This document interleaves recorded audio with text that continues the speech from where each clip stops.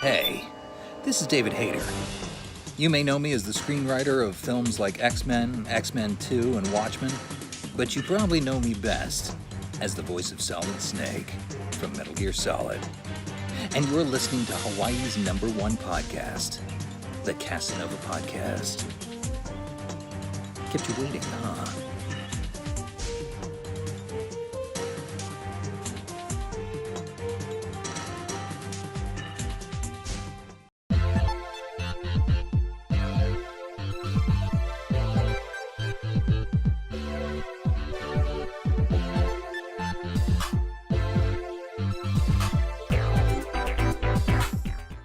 All right, and welcome everyone to another episode of Hawaii's #1 podcast, the Kasanova Podcast. I'm your host, Mekel Kasanova, and I'm joined by the phenomenal and amazing, the one and only Annabelle Dowler and Joseph Balderrama. How are you guys doing today? Aloha. Good morning and Aloha. Good afternoon and evening to those of us in Hawaii, but good morning to you guys. How's everything going? Aloha. Good. All good. Thank you. It's a beautiful spring morning here in London. Is it normally, like, how's the weather there normally? I have one friend who says it usually rains a lot, and it's rare that it's good weather. Is that true? Is he lying? Oh yeah, it's 4 seasons in one day. So this last week has been beautiful. It's bright blue skies today, proper spring day. Yeah, there's a saying that says if you don't like the weather in London, just wait half an hour. Yeah. Wow. Oh my goodness. Okay, so if you guys don't mind, if you go ahead and introduce yourselves to the audience and tell us about yourselves, your careers, and you guys are May and Cody and Hakim in It Takes Two, absolutely phenomenal game by Joseph and Hazelight Studios. But yeah, I'm gonna shut up. The floor is yours. Ladies first, Annabelle. Ladies first. Well, I'm Annabelle, and I play May in It Takes Two. And it was the first time I'd ever done mocap, first time I'd ever done motion capture. I voiced video games before, but I'd never physically embodied a character in a game. My background is, I suppose, worked mostly in theatre when I first left drama school. And then I do a lot of radio drama and then bits of TV and film. But video gaming, I did the first video game a couple of years ago. And this was a totally new experience. When I got the audition, I didn't really, I think I auditioned for one mocap job before, and I didn't even know what mocap was. And we had to do a self-tape for this. We had to sort of, which is what we're doing a lot now because of the pandemic. But back 2 years ago, we had to do self-tape and just film ourselves at home doing a few scenes. And then myself and Pepe got called back for a recall, where I think they were sort of matching couples together. And that's when we met Joseph, and we met Sunny, the scriptwriter, as well. And then we got the job. So that was it, really. But it was the first time I'd ever done any motion capture. So I really had no idea what the job was going to be like. Wow. I didn't know you guys had to do motion capture for this one. That's wow. Yeah. So all the cutscenes are like, it was like, I mean, it was strange because I've done it about Pepe, but for me it was sort of a cross between doing theatre and TV, because in some ways it's quite big because you've got to be physical, but then you're filming it all as you would do any scene in a TV or film. So it's strange. You're not quite sure where to pitch your performance. Well, I certainly wasn't at first. Mm-hmm. Yeah. Oh, wow. Yeah. No. I mean, So I have a similar sort of well, just to touch on that, the mocap aspect of it. Absolutely, it was the first time for me that I had. Well, actually, I had done one mocap game for Sony many years ago, but literally, I was just rolling around firing a weapon, and the game actually never got made. So it was a very different experience. This was much more involved. It was we worked on this game for a period of 2 years roughly.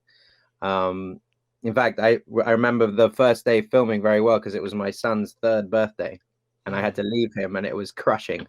And I had a really hard time leaving him on his birthday because and then Annabelle had to sort of go, sort yourself out, dude.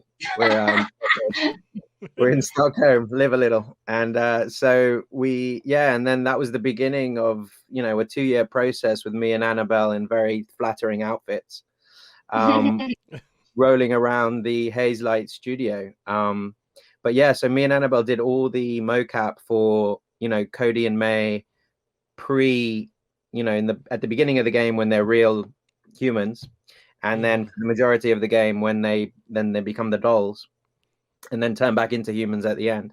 That was all physically and vocally and facially us.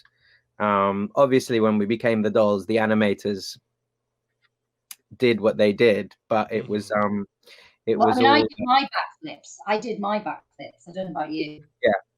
Annabelle's a big ninja, so I'm an international gymnast, and so I was able to do a lot of the stunts myself. Yeah, she did all her own stunts. Wow. Yeah, Brad Pitt did mine. But it was the first time we went to Stockholm. It really was like a fascinating couple of days, wasn't it? Because we just, they had to do all these. I don't know, what do? They have cameras whizzing around our faces, creating 3D images. Well, they had to map them, yeah.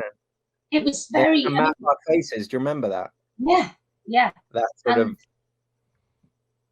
We'd sit, you sat still, and the camera literally went around and got every single angle of your face. And then we'd be in this big studio, and you'd do a scene, but you'd watch it back immediately. So you'd film it in these, like as Pepe said, incredibly flattering, tight, black, like wetsuits with dots on them.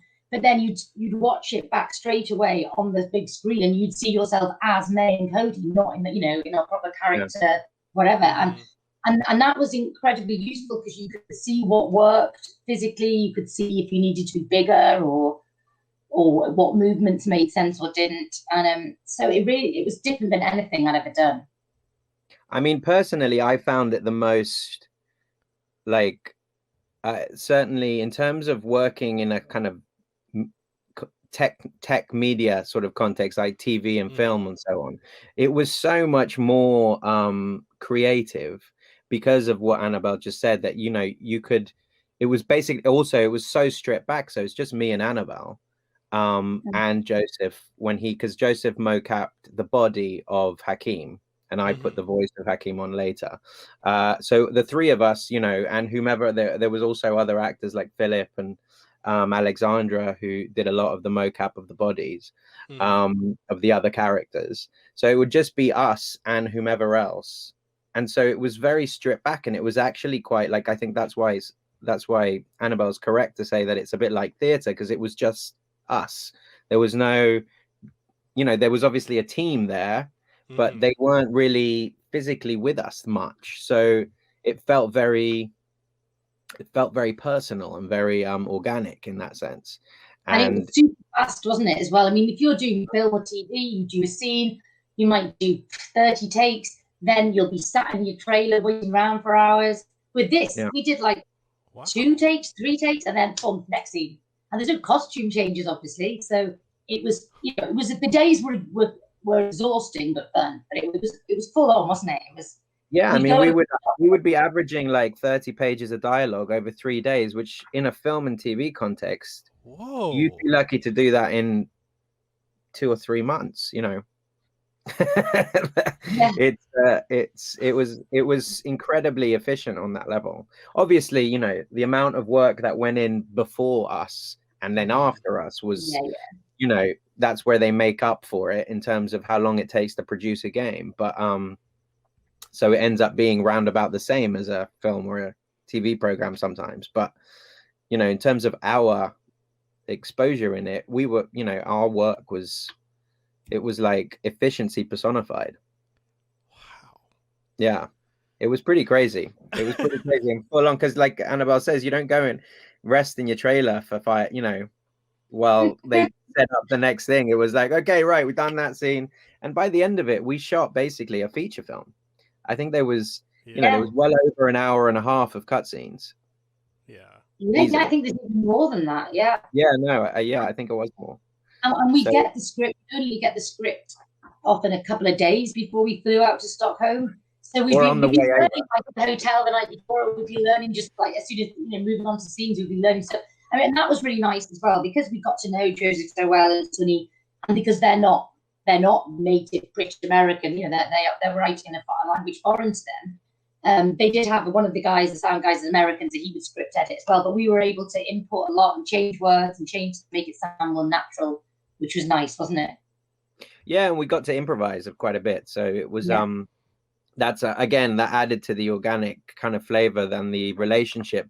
In a way, I think the reason why me and Annabelle, well, I hope anyway, it came across. I think the reason we did have such chemistry is because it was so intense. It was just me and her, without a break, without interruption of like loads of other people that you might normally have on a set.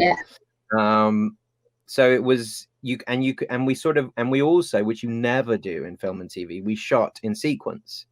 So we would frequently we more or less shot the game as it happens in the game. So our journey was linear, and so that, again, you never shoot in sequence. In my experience, I mean, I'm sure there are some exemptions to that, but you know, you always shoot out of sequence when you do anything else. And so that also made it feel theatrical in a sense, because when you do a play, you know, you start at the beginning and then you take your bow at the end, and that's it. So it was really I think in that sense also one of the most gratifying acting jobs. Like, forget about it being voice or mocap. It was just an exhilarating acting process. Yeah, because I was definitely going to say, like, you two, your characters, it felt real. Like, your performances, like I said in my review, is very Oscar worthy. Like, legitimately Oscar worthy, because it got to a point, because when I was reviewing it, you know, when EA reached out to me to review it, you know, my wife and I were playing it straight through, and the characters, you know, me and Cody and Hakim, they just came to life. They just felt real. Your performances were that amazing. So yeah, thank you. As a fan of your work, it was real. So thank you. Well, it was nice, especially because we got to do a real, you know, combination of. I mean, every scene we did started with us jumping, didn't it? We were so sick of jumping by the end of it. You know, they'd go action, and we just have to jump into this imaginary land. And it's so funny watching some of it back now, because half the time we had no idea what it was going to look like. But there'd be a lot of jumping, a lot of running, a lot of shooting, a lot of doing crazy stuff like that. But then we actually got to do some sort of nice, personal, natural stuff as well. And as you say, in a linear fashion as well. And it you know, there's some touching moments as well. So it was nice to have both those things. So, Mikhail, who did you play as? I had to play as Cody. No, I'm playing May. So, and it is funny because it's like the whole time, like we're holding our newborn baby, and we're just playing through the game, and like we're trying not to crack up laughing at some of the dialogue you guys did. Was just so funny. Like, we'd start laughing, the baby would wake up, she's like, we're like, oh, okay. Sorry. So it's like, it was fun. Like, the game, it played good. Like I said, your performances just really, really brought that game to life. Like, if you guys didn't do the performances you did, I personally don't feel it would be, like, it would mechanically be a good game, but you wouldn't be able to have that layer of tangibility to the characters. So, yeah. Well, thank you. I mean, I definitely, you know, Joseph came from he's quite a big deal film director in Sweden, and that was his background. And so, you know, I think he's very passionate about the storytelling aspect of a game, and obviously also, you know, trying to incorporate that into the game mechanics as well, so that they don't feel like two separate entities. I think he's really interested in trying to integrate those two components of gaming in general. And so it was, you know, he was like a film director, except, well, not like most film directors don't actually give you that many acting notes, but Joseph did, and he was very good and very direct and very clear often. And really open to chatting about stuff, and if we thought something didn't quite fit right in a scene, he'd be open to changing it, you know. So, and I think because it was over 2 years, and we went out to Stockholm once a month or once every 2 months. We felt really comfortable, didn't we? Work in that environment. Sometimes if you go in and just do a few days on something, you haven't got that confidence really to say what you think or how you feel about stuff. We just felt, from that first visit, we were just totally ourselves. We felt we were in an environment where we could chat about things, give our opinion, change things, alter the script a bit. And so there was no nerves, was there? It wasn't like we were nervous doing the job, which you often can be when you're on a big set or something. And I think that was brilliant. And the fact that because we were working away from home, like Pepe says, we were together all the time. We were away in Stockholm, we got for dinner. So it's really important to feel comfortable with who you're working with. And that helped a lot. Yeah. Yeah, no, I mean, I think me and Annabelle were lucky that we kind of hit it off on a personal level from the very first moment we met in that audition. We kind of, we just had a good spark, and we've remained, we are still friends, we're friends. So it was,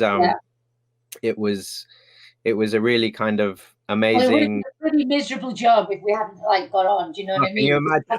No one else to see it. I have to say, no, totally. If we hadn't got on, or if it had been someone else on either side, I think it would have not been a very fun thing. But from all the guys at Hazelight were just so welcoming and so sort of like passionate and creatively kind of engaged from top to bottom, that it was just a pleasure, really. And I hope I think that comes across in people's response to the game. They kind of they felt that love that went into the game, I think. Yeah. One of the things I could definitely want to ask you guys, since you brought up that you guys did a lot of improvising, so your method of the way for your performances, do you feel like you did method acting, like you literally became the character? Because it definitely felt that. It felt like you guys were the characters. I can't really say I was method acting. there's probably quite a bit of me, Annabelle, that came out. The critical May, the nagging wife. Yeah, maybe that was a bit of me coming out. I didn't find that challenging to play, but no, we were in and out.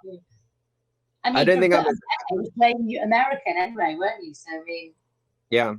Well, yeah. For me, it was. I mean, I don't know about method. I think that's probably I think what we both had was a very clear idea of who we were as characters, and so stepping into those shoes felt very, very natural and very.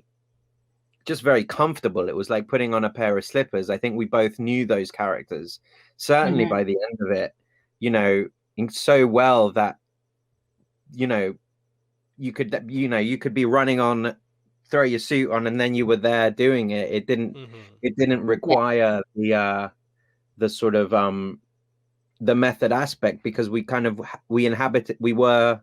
them. So the work, as it were, kind of felt like it was done. And that was done together, I think, collaboratively with everyone, not just me and Annabelle. But I think I'm possibly not as much of a scaredy cat as Cody. I think with any performance that rings true, whether it's this or anything else, I think you always have to find something of yourself. And bring it. And especially when you work for such a long time as well. Yeah. Okay. So let's dive into like your background in acting in theater. Like what are your backgrounds? Like walk us through that. If we have time to. Sure. I have all the time in the world, so it's up to you guys. Well, in my case, for similar to Annabelle, I went to so I went to drama school in London, as Annabelle did, to Lambda, and I, upon graduating, it's predominantly, initially, I was doing a lot of theatre, touring, Shakespeare, whatever came along, really. But I was doing much more theatre for the first, I don't know, 5 to 10 years of my career, and I had a few dotted pieces of TV coming in there. And I was just very lucky because I'm half Mexican and half American. My mom's from Boston, and I was born in Mexico, and I moved to London when I was about 9 years old. And so I speak Spanish. So I always had this sort of voice career that was niche over here because I was foreign and of a Hispanic descent and American. So I could do those voices or those roles at a native level, I guess.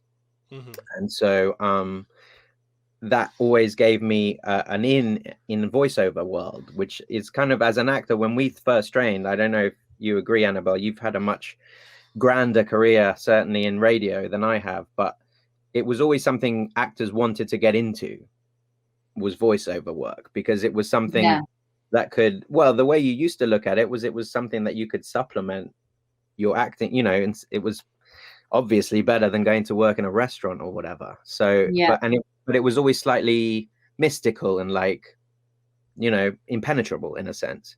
And I was just lucky that I got in kind of under the radar, I guess, of being, you know, this niche Mexican guy in London, which at the time there wasn't a lot of that. So I ended up doing games that way. Like, you know, obviously I started working at Side quite a long time ago now. And Side Global are they're a sort of casting and post-production house here in London. And we did a lot of the ADR recording essentially at Side for this game as well.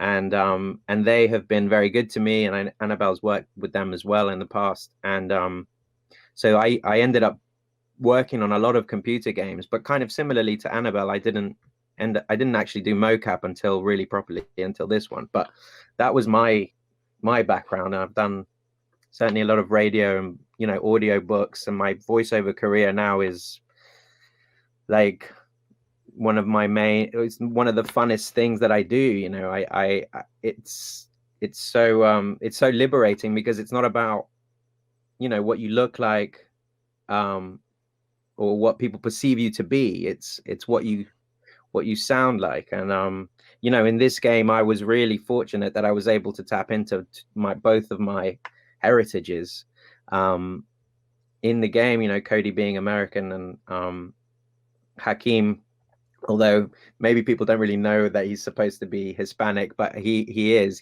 I based him on he was like a sort of. You threw in the odd Spanish word, don't you? There's another. For me, he was the love child of Antonio Banderas and Al Pacino.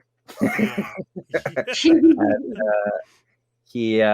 so I, you know, that was such a gift that this game gave me, to be able to sort of to play, you know, both aspects of who I am as well. Annabelle, over to you. Enough about me. What do you think about me? No, it's funny, because one of the things that Pepe and I had in common as well is that I also speak Spanish. I actually studied Spanish at university before I went to drama school, and I lived in South America. I lived in Ecuador, and I lived in Madrid and other parts of Spain before I went to drama school. So I've always had a mad passion for Spain. I'm actually married to a Spanish guy now. And actually one of my first TV jobs when I left drama school was playing Catherine of Aragon, Henry VIII's wife, in a docudrama thing. So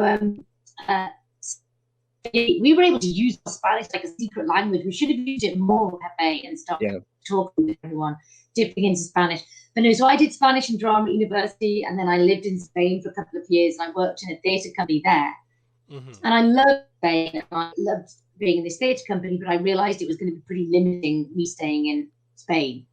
You know, they were never going to cast me as a British girl in anything. You know, people thought I looked more Spanish than English.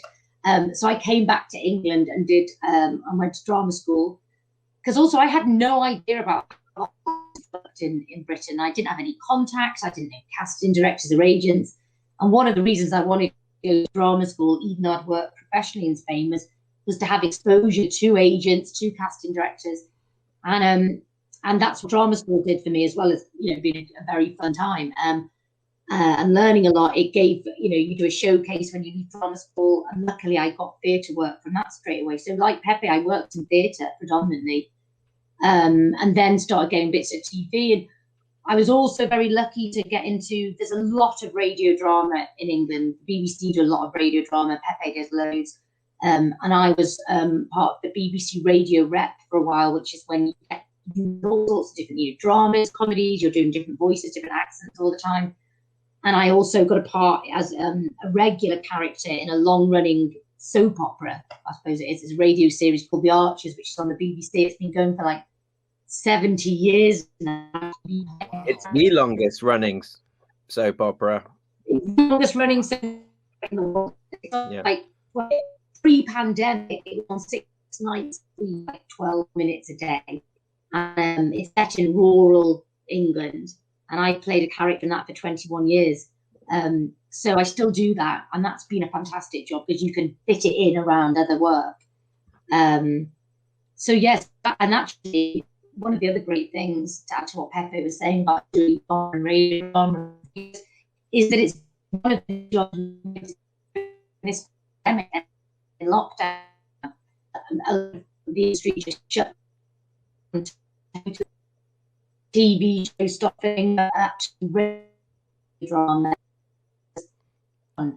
So we've all got our own little studios at home now where we record, and that's been an absolute lifesaver, hasn't it? Yeah. It made it allowed our career to keep going. And actually, we were lucky that we were still working on this game through lockdown, because so many of my friends just didn't work at all. But what was lovely, I mean, it was a shame because we didn't get to go back to Stockholm again. I think we thought we might have one last trip filming on It Takes Two, and that didn't happen. We were supposed to have another one, but we managed to keep. Yeah, we did manage to keep, doing the voice. The ADR, there was a lot of ADR to do after we did all the filming, and we were able to keep doing that in a studio in London. But even that, we couldn't do it together, could we? Yeah, we used to go in together, and then I think lockdown 3, we weren't allowed 2 actors in the same studio, so we had to do it separately. Yeah. But so it was that was the sad thing about the game, that it ended on my last sort of day working on the game was on my own, not with any of the guys in Sweden, not with Pepe, and that was because of the pandemic. See. Yeah, that was a real shame that we weren't that we kind of weren't able to kind of all be together for the conclusion of our, at least our involvement in it.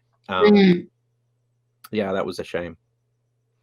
Yeah, because I was definitely going to ask you, and I'm glad you guys brought that up, because a lot of my friends are voice actors. They've said, like, having to shift from recording at a studio to having to get all the different equipment to, record at your home, it's just way different. And I know one of my friends, Gerald Rivers, he does the voice of M. Bison for Street Fighter. Like, he was telling me the other day, he's like, I'm very fortunate that I already had a home studio, because he does like voice work for commercials and various different things. So he's like, I already had that. He said, a lot of my friends, I had to be like, oh, okay, so you need to get this, you need to get that, you need to get this booth. So yeah, my booth looks like a sort of child's fort. It's built entirely of duvets and mattresses and my kid's old playpen, which is foam, which is actually an amazing sort of absorber. So that's what I mean. I sort of attached it to a wardrobe in my in a spare room in our house, and it very much looks like a 10-year-old built it, but still. Yeah. Well, I used to do my daughter's wardrobe, literally in the wardrobe, and then we moved house in lockdown 2, and I was lucky because the BBC did send me a mic and a sort of big halo shield thing.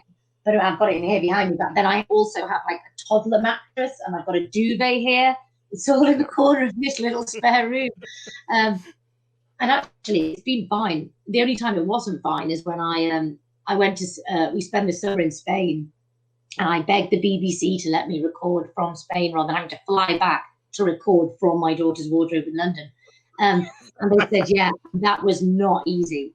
I'd forgotten that in Spain, nobody has carpets. So it's all, stone tiled Really? flooring. And I'd created a sort of, I was in a sort of, holiday apartment that we were renting on the coast.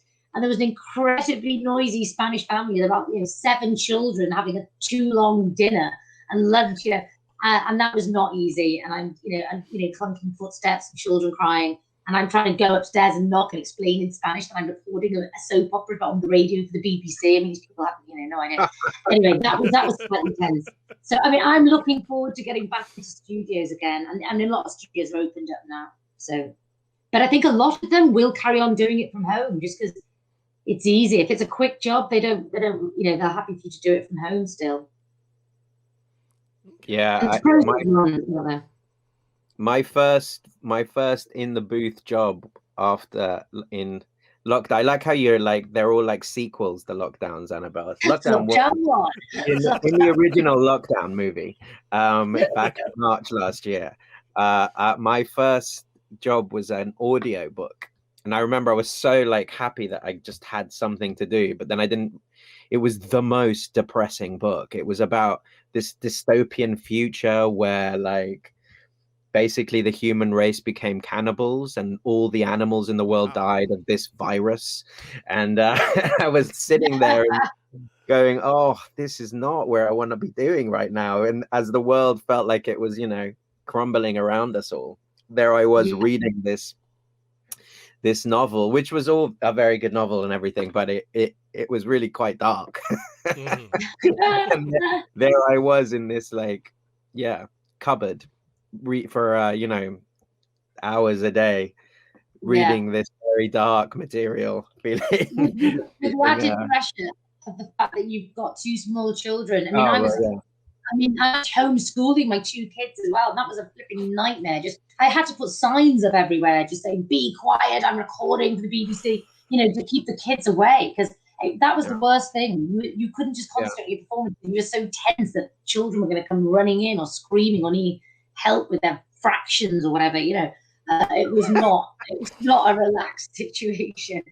Thank God they're back in school now. So I concur. So are you guys, is it still a lockdown or is it slowly opening up more over there?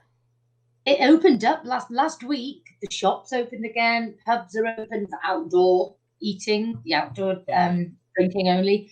But schools are open again now. So it is slowly opening up, isn't it? Yeah, the situation here is definitely it's improved significantly since January, certainly. And they have a sort of phased plan to reopen in stages. So the schools went back when were they? They went back in March, didn't they? So, and then as Annabelle says, the restaurants and pubs and shops opened up last week, but only for outdoor drinking and dining. But the shops you can go in, but they have to limit the numbers and stuff like that. But basically, it's on its way to hopefully some form of normality, whatever that may be in the future. Isn't it strange, like going out to let's use restaurants as an example, and just the idea of like being in such a proximity of other people, it just feels like weird in a way. It's relieving but weird at the same time.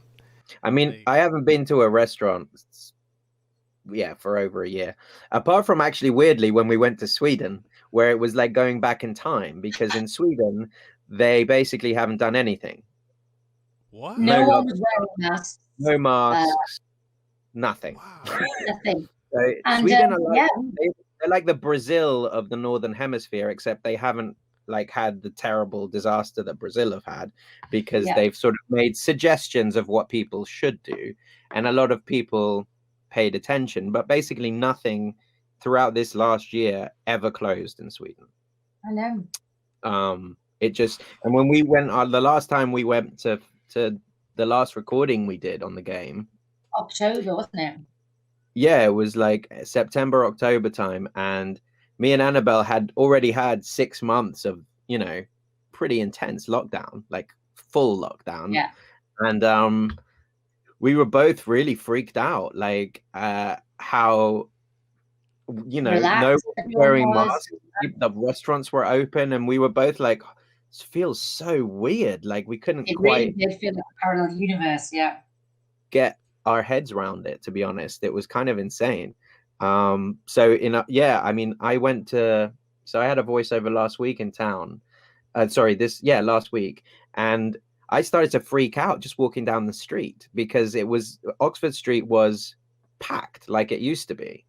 And I was just walking down, kind of just seeing, I almost felt like I could see coronavirus in the air. I was so like freaked out. Like I was like, why is everyone so close? I can't take this. And then I was just got myself together, and I was like, oh my God, how long is this going to last?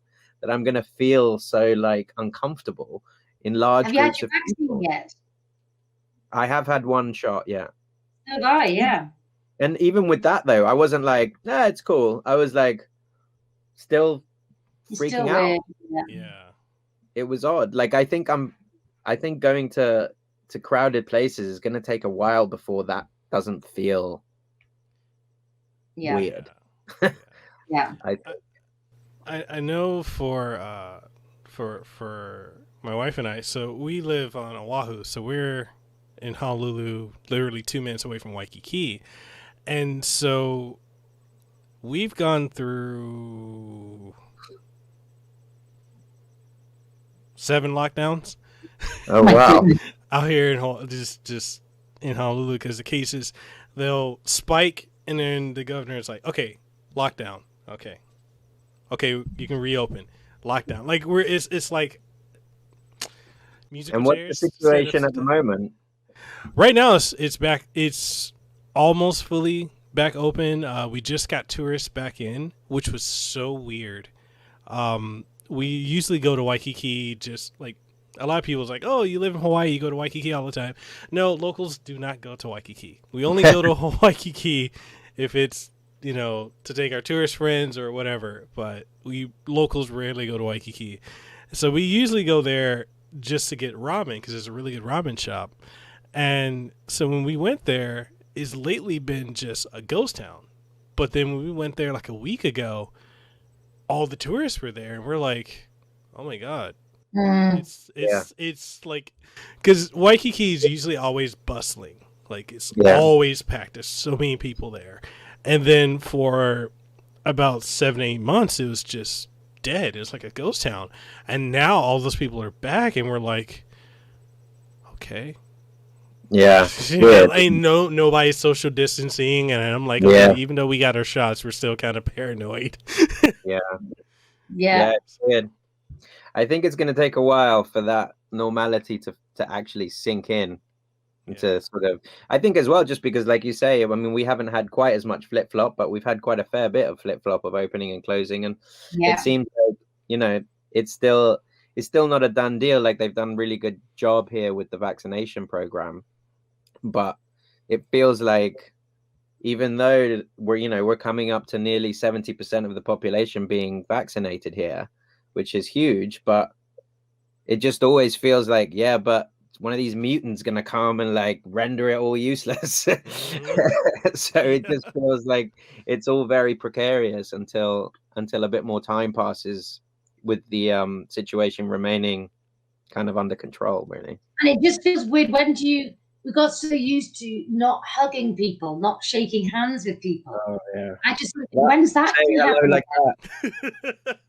Do we still have to do that? I mean, it's so strange. I know, just that thing of not having any physical contact with anyone outside your bubble, Yeah, absolutely. Definitely. Absolutely. So, what are some of your guys' hobbies? Like some of the things that you like to do that people may not know that you really enjoy? Well, God, I'm a bit of a Cody. I'm a gardening fanatic.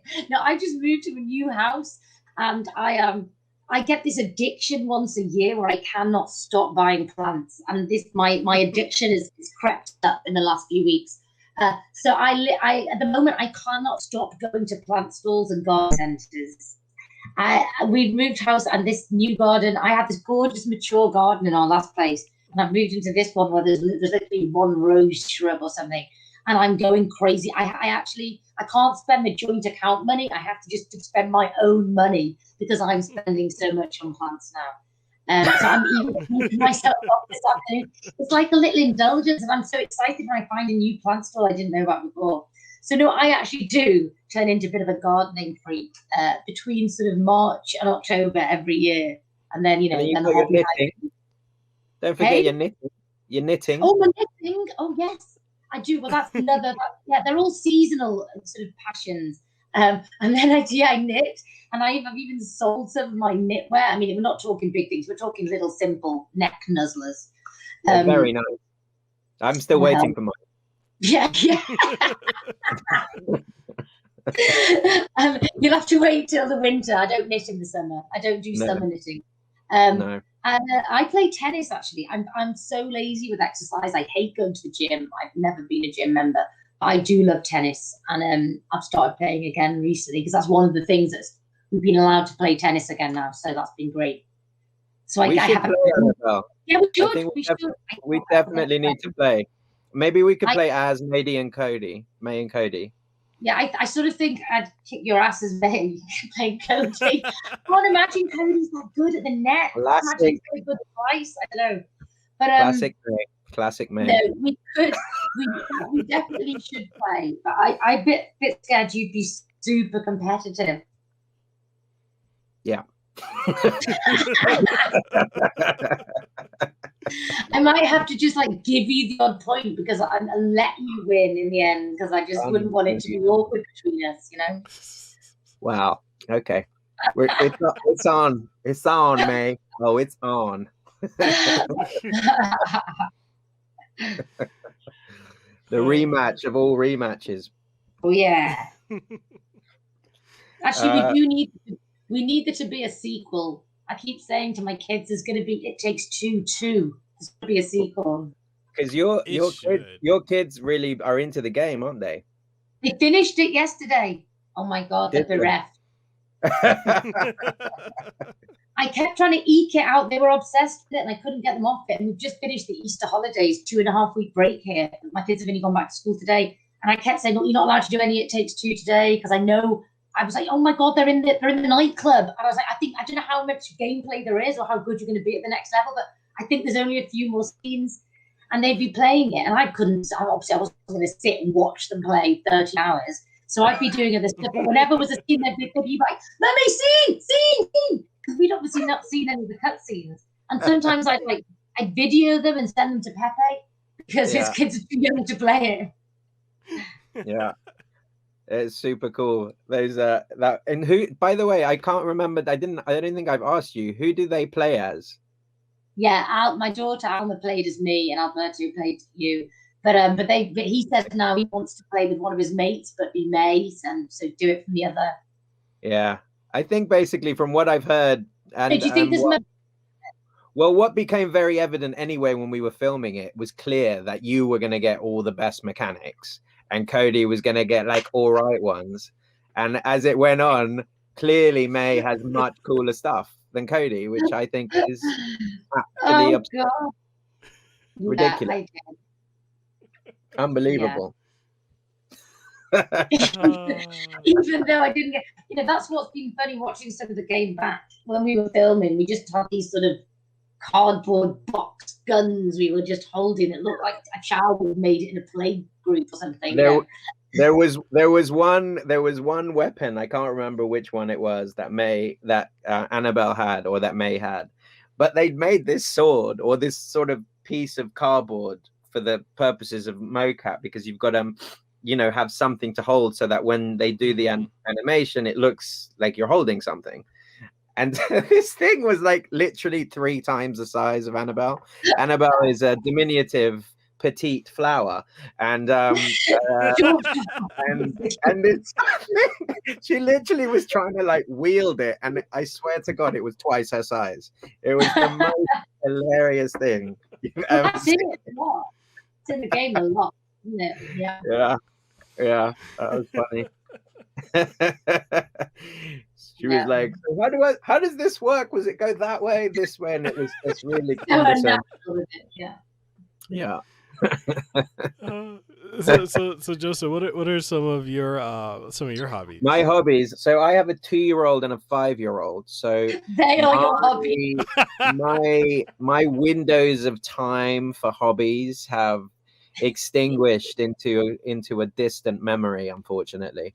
I used to, back in the days when I had a life, enjoy I used to enjoy, I did play a lot of football and tennis. I was quite sporty as a youngster. But to be honest, when I think about hobbies, I think the thing that I got into most as an adult was golf, weirdly, boringly, very boring. Yeah, and so I go on, me and my friends, or we have some old friends, and we go every year on a golf tournament, and we play for a cup. And we go to, a friend of mine has a place down on the coast, in the UK, in the south coast, and we go once a year. Unfortunately, last year was the first time in 10 years we haven't done it. So this year we're hoping to be able to do it again, and we've set a date in hope that it's doable. But so golf is probably the most recent hobby that I've not been able to do, partly actually pre-pandemic, just because of the children. finding a whole day to take off to say to my wife, I'm out. It's harder now for that to go down well. But and I also, going to the movies, I haven't been to the cinema for such a long time. Not even, again, like pre-pandemic, just because of kids, we just end up watching stuff at home much more. And so I lived in LA for a while, and we used to go to the movies at least once or twice a week when we lived there. So yeah, I mean, stuff like that. I'm trying to think what else. God, I sound like a really boring, tedious person. You know what? I think for actors, it's all weird, because as a teenager, your hobby was drama. That was your hobby. Yeah. Being part of the youth theatre, doing plays, doing youth theatre, then being, drama clubs, whatever. And then we're very lucky, because then our hobby becomes our career, and then we're like, oh, actually, I haven't got a hobby, because our job doesn't feel like a job. It's not work. When people, it's that cliche of you don't want to not work. You want to work. The hard bit about being an actor is not working, So it's not like a career in that way. So we get to do our hobby, I was having a conversation with one of the dads at my son's school, who has what I call a proper job, and he was just like talking about, like, I don't know how we got onto it. We got onto like retirement or whatever, and he was like, "Oh yeah, well, when I'm, it's not that far now, only like 15, 20." I was like, he was like, the concept of retirement is just not one that I have, because I just don't ever want to not be working. So I literally don't think I would ever want to retire. And I think, like Annabelle says, it's sort of, it's true. Maybe that is why I don't feel like I have any hobbies, because growing up, you're into sport or computer games, or whatever you get into, you tend to not, or often anyway, that doesn't become your career. And so I guess, my hobby, I think I hadn't thought about it like that though, Annabelle, but that's true. It's sort of, if you asked the 15-year-old you what's your hobby, you probably would have said acting, theatre, drama. Yeah, exactly. Yeah. No, that's really, and it's funny, because I was actually having that conversation recently with my mother, because she was saying to me, she said, would you have imagined 20 years ago that what you're doing now, your hobby, would become your career? And I'm like, no. Yeah. I literally, I'm not originally from America. I'm actually from Samoa, and so I'm Samoan, Dominican, Hawaiian. And oh, wow. That's a good mix. Yeah. And so, like, I grew up in Samoa. I want to say up until I was like 7 years old. Didn't speak a lick of English at all. And then we moved to Memphis, Tennessee, where my dad is originally from because he's military. And so I learned English. So I learned Southern dialect English. And then when I didn't care much for reading or, speaking a lot of English until like video games and comics and novels and Dungeons and Dragons and stuff like that, which got me out of my shell. And so, when I started moving around the place, military brat, moving around and then eventually landing in Hawaii, one of the things that really got me through is just like writing, poetry, tinkering with computers, video games, art. And, I was always told like, that'll never be your career. Get a real job. And so I went into school for marketing, and then we had the whole economic crash. Was it 2008, 2007, 2008? So I was like, okay, I have a marketing degree. I can't do anything with that. Then we had social media. I was like, all right, what am I going to do now? So then I went into IT, and I've done IT for over, 20, not 20, I'm not that old. 12, 13 years I've done IT. And so up until, like I said, 2 years ago, I got to a point where I was like, okay, so this company is going to start outsourcing. So either I leave now and get a head start and do something else, or I stay and then I get let go. So I ended up just taking a chance, and my wife's like, just go for it. You got the podcast. You've been doing well with that. You've been doing YouTube. You've been doing, you have an extensive relationship with all these game and tech companies. Do something with that. Try it out for a year.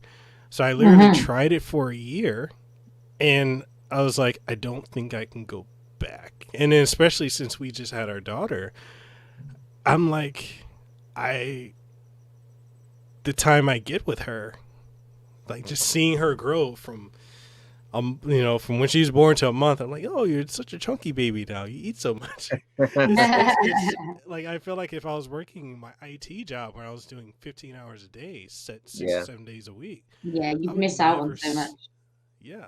So it's. I think that is definitely a blessing of working in this kind of a way, is that you do get to be, sometimes you have to go, like for us, sometimes we have to go away for periods of chunks of time, but generally speaking, I'm around a lot more than most of my son's dads are. And I think that I always feel very very lucky that that's the case. For me, more than for him. Yeah, my husband's a teacher, and he leaves the house super early, gets back really late. I mean, he has massive holidays, which is great. But yeah, compared to what Pepe has and being part of their sort of Monday to Friday routine, you see your kids a lot more. Yeah, I'm a full-time employee. So one of my final questions for you folks, I want to be very respectful of your time, and I appreciate you taking the time to, come on the show today. But one of my last questions is there any advice you would give to, any of the listeners or viewers when this goes up that would like to get into either theater or voiceover or acting? Like, what advice would you give?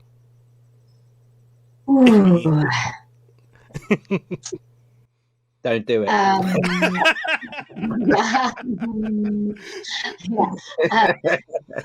lots of hobbies to keep you busy in the dry times. I think, keep busy doing lots of other stuff. Keep busy trying to create your own stuff. So many actors, even getting together with mates, writing, not that I do that, but a lot of people do create their own work, just because it keeps the juices flowing and makes you feel busy when you're not. In terms of getting into voiceovers, you need to get a reel done, and it's worth spending the money on getting a reel done and showing your versatility, showing your range. But I don't know, there's no hard and fast rule. I think someone once told me as well, just don't ever compare yourself to anyone else's career, because that's just like career suicide, isn't it? You've got to just follow your own path and just, I don't know, and just enjoy each job and make the most of working with whoever you work with, and just I don't know. It's a, as I said before, the hard bit is not the actual working. It's keeping sane when you're not getting the opportunities. I think that's the hardest bit. When you're working, it's easy, you know. But it's about Go on. Go on, Pepe. Go on. No, you go. Sorry. No. I don't. I mean, to get into, I think you have to work. You have to be resilient. You have to not take rejection personally, because there's just so many. It's a saturated business. There's so many people. I mean, I've got actor friends my age who are still trying to get a voiceover agent, and I think you just have to keep trying, because it just might land on someone's desk at the right time. It's a lot about contacts as well, and it's just resilience and keeping at it if you want to do it. You know, not giving up. Okay. Yeah, I mean, I think I know I was joking and say don't do it, but I would say if there is anything else you like, do that, because it will be easier. I do think that unless you have to do this, it's such a torturous experience, or it can be, that you need to really not be able to do anything else. As in not feel. That sounds like harsh, and I don't mean it to sound like unhopeful, but you know, there are even when you're working, then everything changes and everything becomes contextual. So there always feels like something might be out of reach, as it were. So I think you need to be able to have a sense of self-worth and self-confidence to be able to badger through an awful lot of crap from a lot of people who think they know what they're talking about and they don't. So when I say don't do it unless you literally can't do anything else, it's only when you have that inner sort of drive that you will be able to sustain a career of many, many years. Because, you know, when I went to one of the, you know, amongst one of the best drama schools in the country, and of my year, I remember my first day there, the principal said to us, I think we were 26 in the class. He said, most of you in this room, and we all thought we were going to be the next whatever, you know, Brad Pitt, etc., Meryl Streep's, Al Pacino's, whatever you want to, it was, you know, and he said, most of you in this room won't be doing this for a living. And this was day one. Oh my word. And yeah.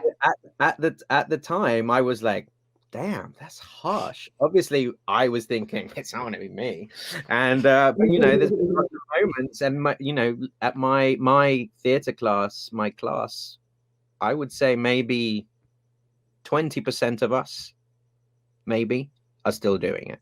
Yeah, and that it's just because, you know, life comes along, relationships, children, and sometimes you just start to work out that actually I don't love it that much. And so I guess you just have to really love it and really need to do it. And then if you do, then you just arm yourself with as much self-love and belief as you can possibly muster. Because the one thing I think you need to not crave affirmation. And I think that if you can know that what you're doing is good and you believe in that, then that has to be enough. You can't need someone else to tell you you're good enough. Yeah. Because if you do, you may not receive that. And you may not carry on. So I think you just need to be a very strong type of character, I think, to really prevail in a long form career of this, in this business, because there's a lot of, you know, people who are making decisions who maybe shouldn't be making decisions, and there's a lot of great people making good decisions now too. But you know, I think it's not a meritocracy. It's not, you know, I know lots of great actors who aren't working. Yeah. I know lots of great actors who aren't actors anymore. And I know lots of really, really ordinary actors who are doing really well. Yeah. And so it's not always about, unfortunately, it's not always merit. It's sometimes, like Annabelle says, it's being in the right place at the right time and then riding that wave. And by saying I'm not taking anything away from anyone who's successful, because I think that in itself is to be admired. Because if you're able to sustain a career regardless of your skill sets, that in itself is a skill set that is admirable. So but it's just, I think, having a really strong sense of who you are and what you do, and knowing that that's original and that that's good enough. And making your life interesting around it as well. Yeah, so yeah. that your happiness is not defined just by the last Yes. job you did. Because there's no lot, in most jobs you get a, promotion, a pay rise, whatever. Unless you're a big Hollywood film star, that doesn't happen. If you're a Joe Bloggs jobbing actor, it's ups and downs the whole way. Doesn't matter how long you've been in it, Yeah. So you have to, yeah. But sometimes something like It Takes Two comes along, and it's like, it's joy from beginning to end. And it is like, there's nothing like it. There's nothing like it when it just sort of, when it gels and when it clicks. And that's why that's the nub, and that's the genesis of what, we're all addicts basically. And that's what we're addicted to. Yeah. That feeling of creating something that was like, that was good and true and whatever. That's what it's all about. Yeah. Is there anything you folks want to leave the audience with before we go? No, just thank you for playing. All of you played It Takes Two and keep having loads of fun with it. Yeah, absolutely. Like, I thank you so much for being so supportive of the game. And just like, I think the only thing I have to say is #Team Cody. Boom. #Team May.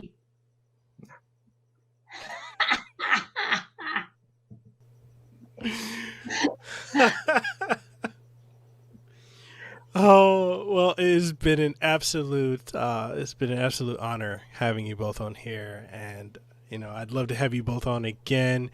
An hour is not enough, in my opinion. I feel like there's so much more we could talk about, but being completely respectful of your time, thank you so much, Annabelle and Joseph, for coming on the show. And tell people where they can find you. Plug your work, social media outlets, and I'll also be leaving that in the description of the podcast below.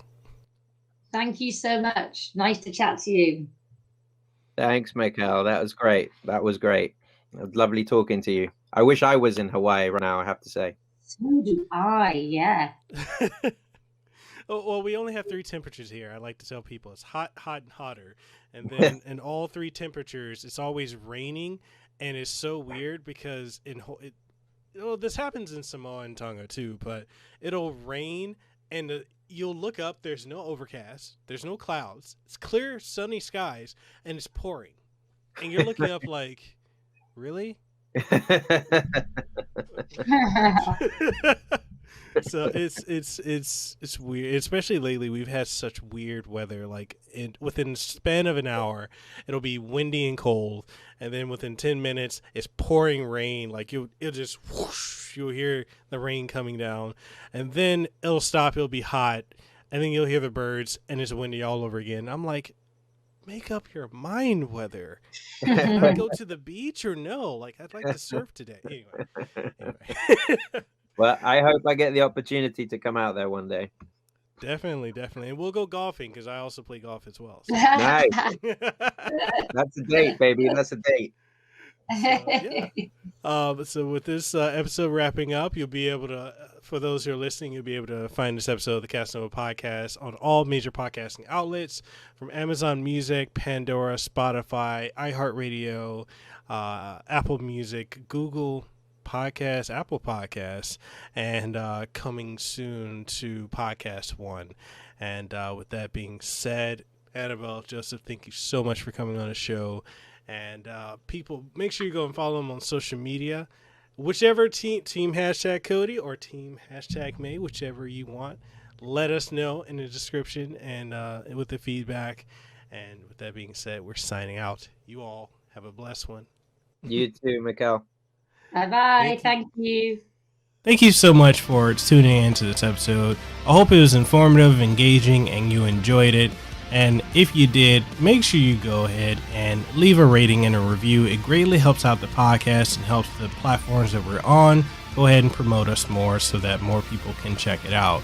And if you're wondering what all platforms we're on, aside from what you've listened to it on, we're available on Apple Podcasts, Google Podcasts, Stitcher, TuneIn Radio, Pandora, Spotify, Amazon Music, and more. And if you want to support the podcast, then we've got Patreon, so patreon.com/Mekel Kasanova, which allows us to continue doing what we're doing.